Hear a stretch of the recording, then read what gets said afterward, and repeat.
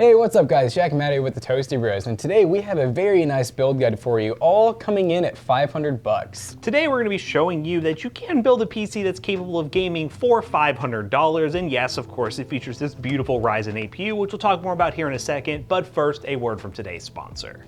Today's video is brought to you by Dareu and their lineup of gaming peripherals. First up, we have the EM901 mouse, which comes in black or pink, features dual mode wireless for low latency gameplay that rivals wired mice, built-in RGB, 7 programmable buttons that can be configured without the need for software, all while having 55 hours of playtime wirelessly or can be used with the included Type-C cable. They also have an awesome gaming keyboard, the EK815S, which is a full-size gaming keyboard with RGB lighting, double shot keycaps with smooth mechanical switches that are tested for 50 million keystrokes, a detachable wrist rest to improve comfort while gaming, a sweat resistant design, and anti-ghosting tech, making it an all-around awesome gaming keyboard for your next setup.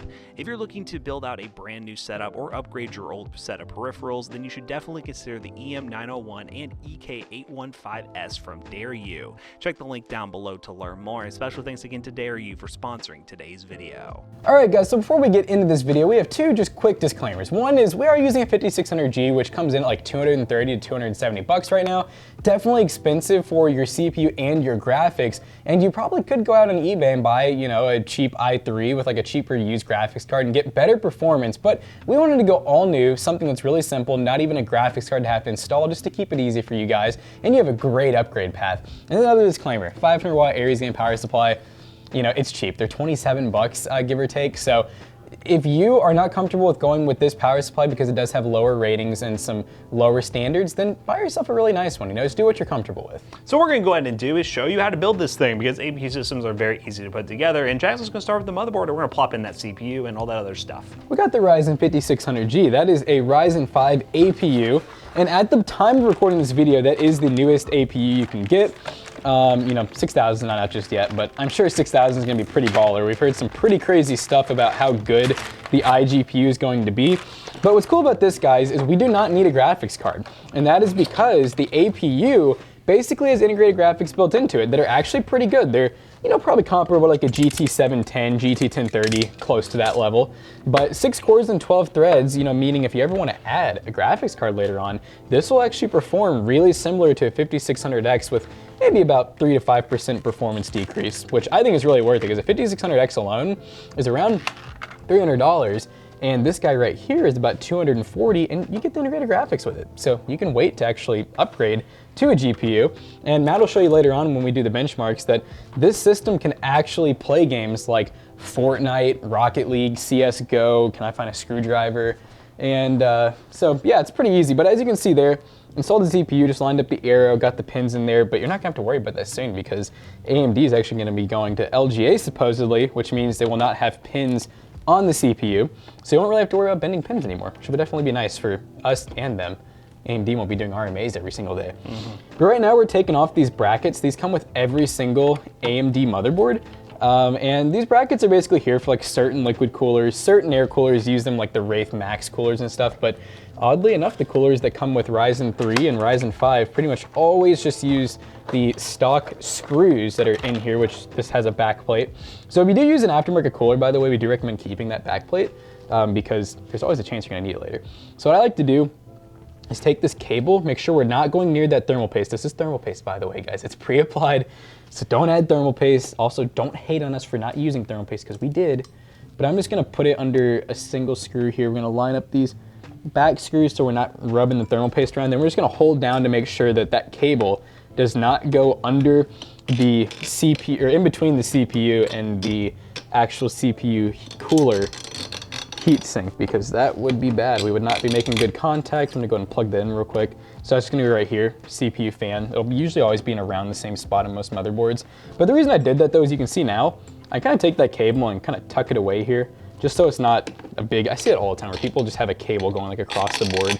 can't stand that. And so for this motherboard, now that we're, got the CPU and the cooler on, this is a MSI B550, and the exact model is the B550MA Pro. So this is a micro ATX board. Basically, that means you'll be able to fit this board into any full-size ATX case or any micro ATX mid-tower or mini tower, as they call them. You can't fit it into like a mini ITX case though. So one thing this won't fit, but it's definitely gonna fit in most cases out there. Micro ATX is typically the cheapest board you can get because it doesn't have all the features that a full-size ATX does, and it's not as compact as a mini ITX.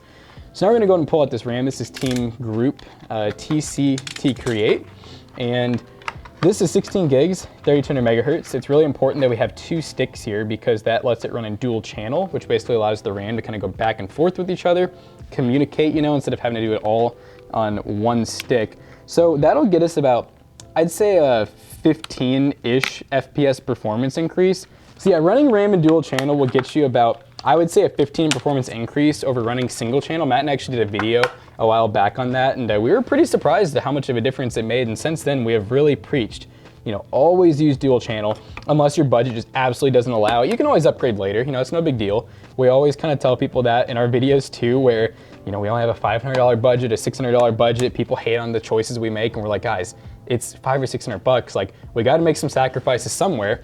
And I think that's where one sacrifice was made.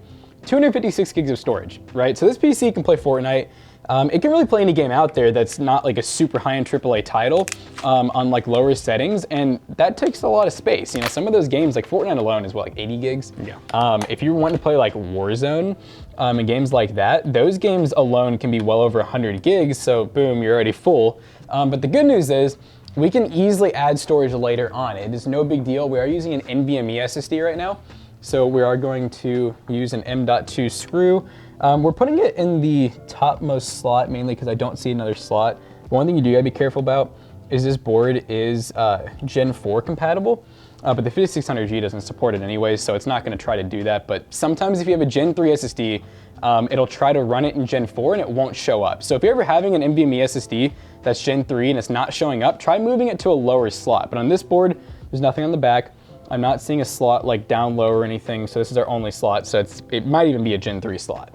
All right, guys, power supply and case time. What we have right here for the case is the Thermaltake Versa H18 TG. TG meaning tempered glass. Already took the tempered glass side panel off. Best thing to do when you start your PC build is to take both panels off because you're going to want to get access to this side and this side. So I'm going to go ahead and put them back in the case box so we do not lose them. And what we're going to do is just, untie some of this stuff because it comes all pre-tied, ready to go. This is where you can get your screws as well if you're going to be building using those screws. Here at Toasty Bros / PC Bros, we have so many screws that we end up using ones we already have in here, but this bag right here will give you all you need to get started with your build. And then for the power supply that we're gonna be putting in this thing, once again, is the Aries Game 500, 80 plus bronze, 500 watts. Jackson also mentioned at the beginning of this video, if you guys are uncomfortable with things you've heard about Aries Game, even though we use thousands of these over at our PC Selling Business PC Bros and had no problems, you definitely can go with some other options and spend a little bit more money. So what we're gonna do with this power supply is open it up and install it in the build. Super easy to do. All you gotta do is open the container. You know what, I'm hiding it from Jackson. He can't even see what I'm doing right now. And pull out the power supply. Now this is a non-modular power supply, meaning all the cables are all connected. Makes it a little bit harder for cable management, but not a big deal, and you can save a lot of money that way. So what we're gonna go ahead and do is install the power supply in the power supply basement. Fan facing down is normally what you do in most PC cases. There's some rare situations nowadays where you would go the other way if you just want to see like an RGB fan or something, but regardless, we're not worried about that right now. Then what we're going to do is line up the power supply with the holes in the back of the case, as you can see right here, and we're going to grab our power supply screws from the screws that I must have misplaced. Oh, here's the bag of screws that I pulled out just recently. And we're gonna open up the bag of screws. These are power supply screws right here. So, move these out of the way so you can actually see what we're working with here. There are some power supply screws, these little guys right there. See if I'll let Jackson get some really intense focusing on it right now. So here, I don't want people to get confused. I gotta do this every single time, okay? Yep. We got a power supply screw, right? Which is coarse thread. That's this one right here.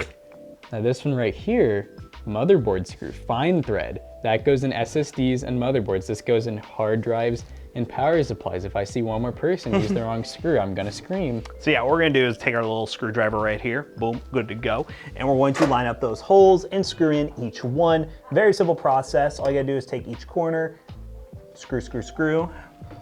Oops, and mine slid. Don't let yours do that. You could be edgy, and you can just use 3 screws if you really want to, but then Linus will yell at you, Because you used too many. You choose too many. You're like, why didn't you just use one? It would have been more efficient. So yeah, power supply is installed, you're good to go. Now you have all these cables that look very intimidating. Don't worry, everything's gonna be just fine. What we're gonna do next is install the I/O shield, which is this right here. This basically is a cover for the ports that you have on the back of your motherboard. And what we're gonna do, which it's really hard to demonstrate this, but I'll do my very best. I'll go over here so the light's a little bit better, is we're going to line up this with how the motherboard's gonna go in. Most of the time, the audio jacks, which are these circular ones, are on the bottom. So good rule of thumb, so you don't have to just go to your motherboard and look at it. You're gonna line up the I/O shield in the I/O shield slot, and you're just gonna push each corner in until it pops in. Now you see down here, this one is not popping in all the way, so we're gonna do a little push right there. Boom, that's in. There's like little tabs all the way around it that pop out. And so basically lock it into place, and as you can see, we're looking pretty good. I/O shield is installed. Now a little extra thing I'm gonna do, because I'm OCD and we here at PC Bros really like to make sure it's perfect, is flip this fan, because you see this cable, it's coming out the bottom of the fan. Ew. It's not great, because then when you reach it up here, you're gonna have this long cable. What we're gonna do is we're gonna flip it this way so the cable's coming out the side. It's just gonna make it look a little bit cleaner. You don't have to do this if you don't care, but it's something we like to do. All right, we now have that fan flipped and we are ready to install the motherboard. Now the safest way to grab the motherboard, in this build that is to grab it by the cooler. It's screwed down, it's good to go, and you're not gonna be touching anything on the board that will potentially cause some damage. Now what you're going to do is first make sure that the standoffs in the case are accurate. This is a micro ATX case, so most of the standoffs for a micro ATX board should be good to go. Not sure if Jackson can easily see that or if he needs to change the ISO a little bit to show you guys. That's a hard to find button, I'll tell you what. We good right there? All right, so we're gonna go ahead and plop this motherboard in and make sure that all the standoffs line up on the motherboard. So we're gonna look at the I/O shield. That's probably your best bet, is make sure everything on the I/O shield lines up first, and then everything should just slot into place. You wanna make sure too, one little thing that I just noticed is this cable on this fan. It can happen a lot where it gets in front of some of the ports and then you have like a fan blocking a port. Just move that out of the way to make sure so that HDMI is good to go, because you definitely will need that HDMI because we're not adding graphics card. Now as you can see here, we got a screw hole there, we got a screw hole there, there, and there. Yeah. In there. So we're just gonna screw in a bunch of stuff using these fine threaded screws, which I will put right here again. Jackson, you already showed them screws, but show them fine thread. Fine thread. Fine thread. Take your same screwdriver and just start screwing it in. So here we go.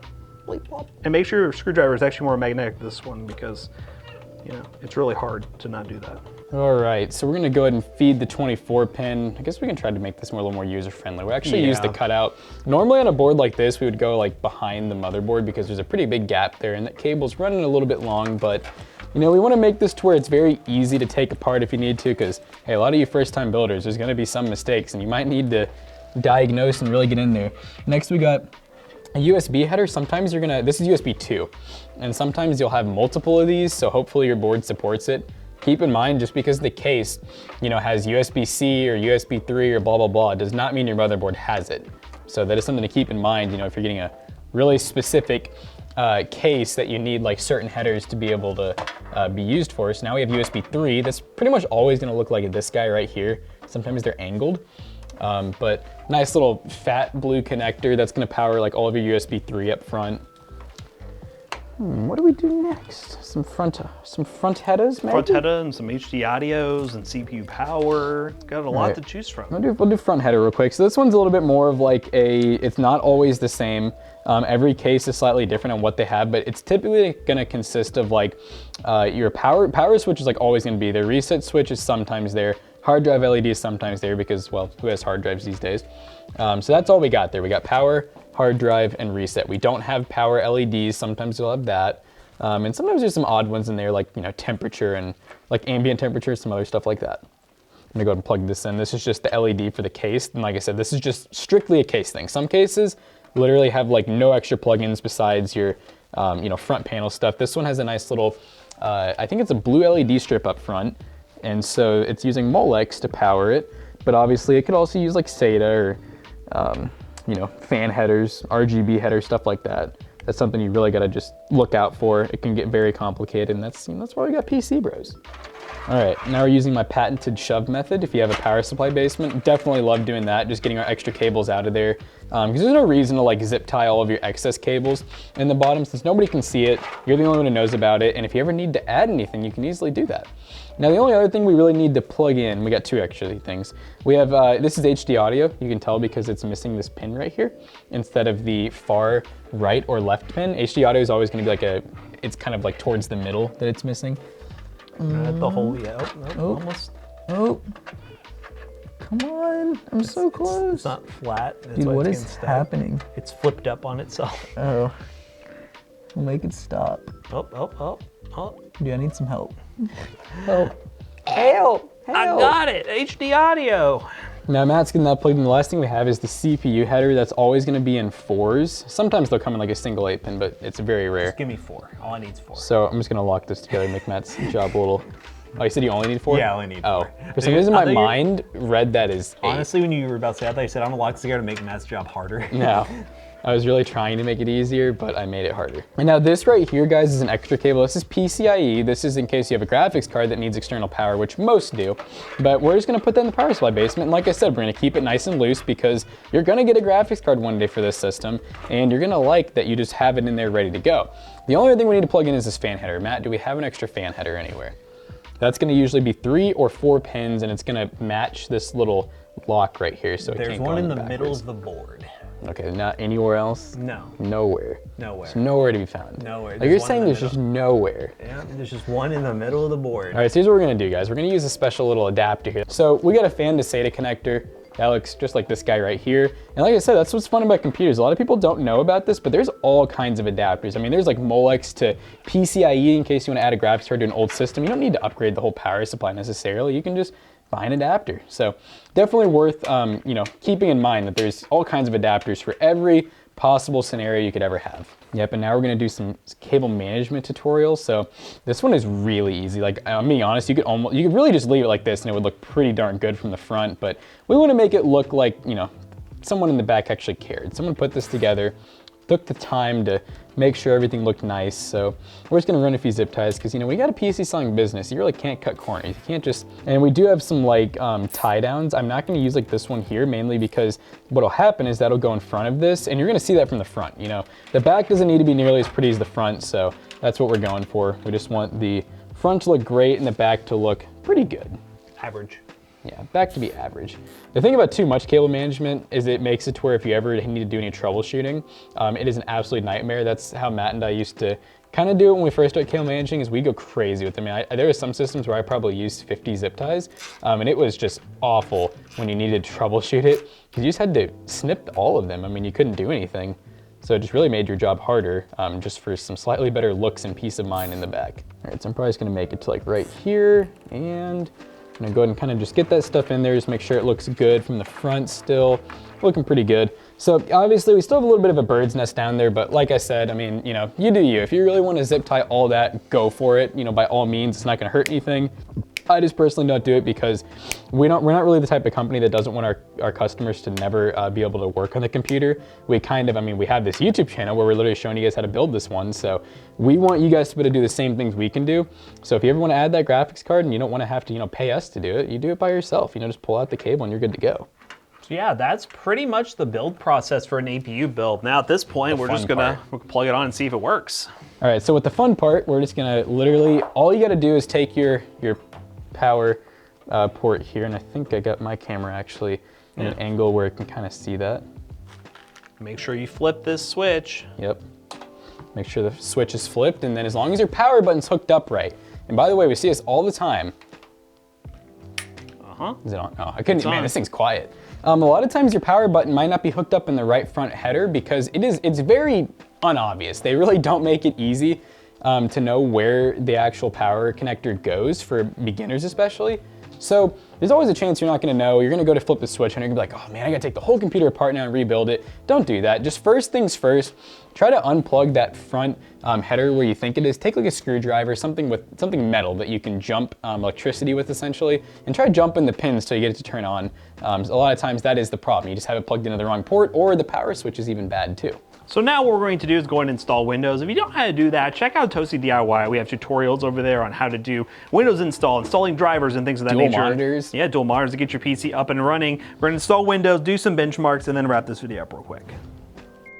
All right, guys, now that we have this $500 gaming PC all booted up and ready to go, let's talk about a couple benchmarks real quick. Now, we decided to test this PC in a couple of titles, those being Fortnite, Valorant, Apex Legends, and Rainbow Six Siege. First up in Fortnite at 1080p on performance mode, we ended up averaging about 100 plus FPS.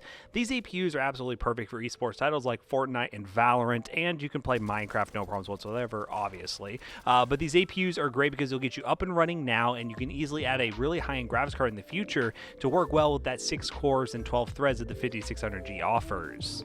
But it's kind of crazy to see that without a graphics card, you can get 100 plus FPS and get a high refresh rate gaming experience on this 5600G, as long as that you get the right amount of RAM, 16 gigs is optimal, and you optimize the settings properly. Performance mode is ideal for these APUs. Next up in Valorant, another esports title that is perfect for the 5600G on 1080p low settings, we averaged 160 plus FPS. Valorant, very easy game to run, but this is just another example to show you that you can play some popular games on this APU without the need for a graphics card, and you can easily add one in the future. Next up is Apex Legends at 1600 by 900. This is the one game we had to drop the resolution a little bit. On all low settings, we average about 60 FPS. There were some dips here and there, so I would recommend 720p for the most optimal experience in a game like Apex Legends, which is definitely more graphically demanding and will push those Vega graphics more than the CPU itself. A lot of esports titles perform very well on this APU because the CPU portion is very powerful, but the Vega graphics, not the greatest. So when the game is much more CPU dependent, you'll get higher frame rates, but when it's more graphically dependent, you'll get some, well, lower frame rates, obviously. So on those games, you definitely want to play at 720p to get 60 FPS. And the last game we decided to test was Rainbow Six Siege with the built-in benchmark at 1080p on medium settings. We ended up averaging 80 FPS. So overall, this is an APU build. We've done a lot of these on the channel, but we wanted to do a $500 step-by-step guide for 2022 just to show you guys how you can put one together with stuff that's in stock and show you again how great these APUs actually are. So now that we finished the benchmarking section of today's video, how to bring Jackson back in here to wrap this video up real quick. Okay guys, we just got done benchmarking this gaming PC, and overall, you know, it did pretty good. It's 5600G, we are not new to that. We've done many benchmarks with and without graphics cards on this APU. And you know, as an APU, definitely one of the best ones you can get on the market right now. Hopefully AMD brings out some new ones in the future that'll really put this thing to shame and actually be like having a dedicated graphics card. So if you guys want to pick up any of the parts from this build, links in the description down below will be the fillings and it will help us out. The beauty of this PC right here is most of that stuff will be in stock. Prices do fluctuate, so it could be a little bit up over 500 or a little bit below, so definitely check the links for updated pricing. And yeah, very excited to bring you a $500 build guide for 2022. So as always, we hope you guys enjoyed today's video. If you did, check out our other two YouTube channels and also our twitch.tv/toastybros. And do not forget to like, comment, and subscribe. And we'll see you guys in the next one. Peace Goodbye. out. And hey, if you don't want to have to go and part together this whole PC by yourself and figure out the upgrade path and all that stuff, we got a company that we happen to own that can take care of all that. PCBros.tech is our PC selling business. We sell gaming PCs like this and also a bunch of other custom one-offs that are more high-end or even cheaper if you don't have much of a budget. So PCBros.tech, see you guys later. Goodbye.